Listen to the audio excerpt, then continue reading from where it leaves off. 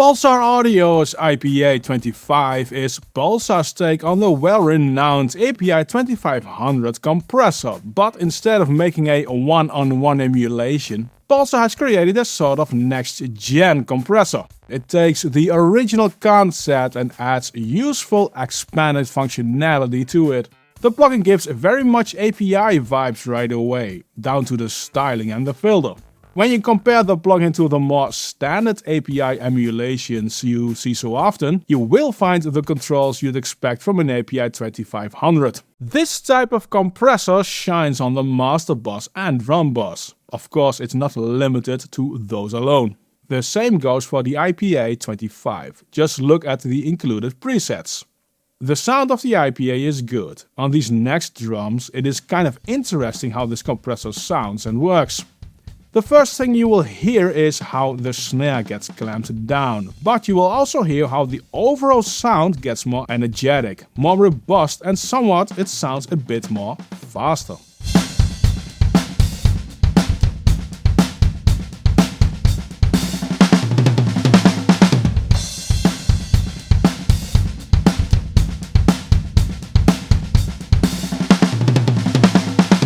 Now pay extra attention to the snare again between the uncompressed and compressed segments. With the IPA, the entire drum sound sounds coherent and as one instrument.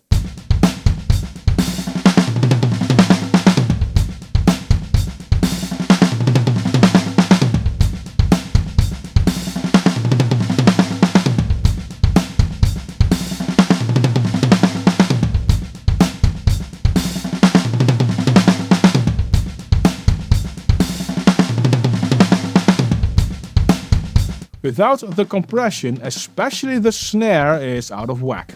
One of the main features of an API 2500 is its sidechain filter design. So for instance, a sidechain filter with high pass will not look at the low end. The API has more modes which have different curves. On the IPA you get a nice display where you can see these actual sidechain curves.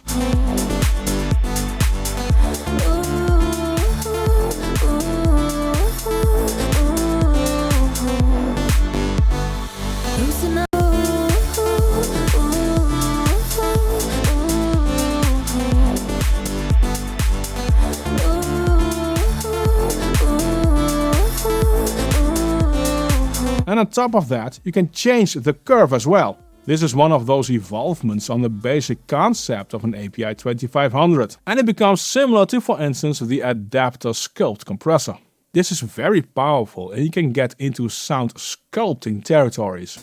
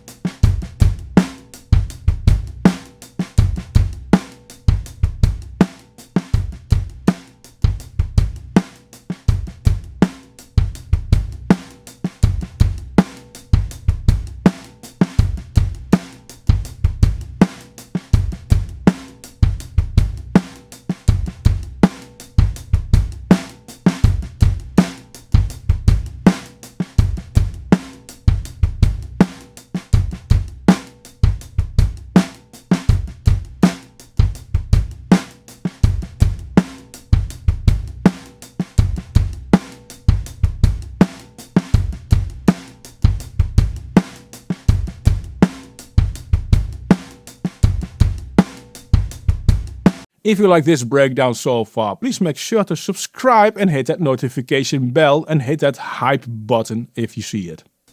One of the biggest and most useful additions to the API 2500 concept is the inclusion of a clipper and limiter module and how it can be routed. You can set it to pre-compressor, pre-mix and post-mix. When you use it post-mix, it works like a global limiter. Pre-mix will add clipping or limiting after compression, and my personal favorite is pre-compression. This will have somewhat of the same function as when you use a proper preamp. It shaves off the peaks before adding compression. This works great on all sorts of audio material like drums and vocals. This will let the compressor do its work more relaxed, because all those sharp transients won't bother the signal detection anymore. I know your name, have I seen your face before? You're making me. I know your name, have I seen your face before? I know your name, have I seen your face before? I know your name, have I seen your face before? I know your name, have I seen your face before? You're making me. The IPA includes 3 different VCA types. These all slightly change the sound, but most of all have different amounts of harmonics and saturation. Check it with the drive at 50%. This is also something that adds to the versatility of the compressor, but at the same time moves the plugin away from a strict API 2500 emulation.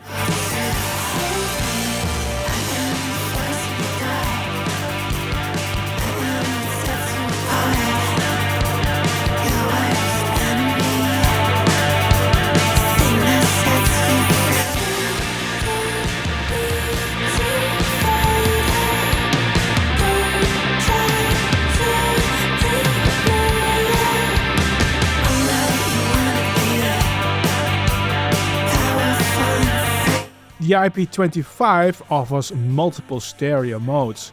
You can work in mid-side or left-right and edit each channel individually. Once again, this adds to the versatility of the plugin.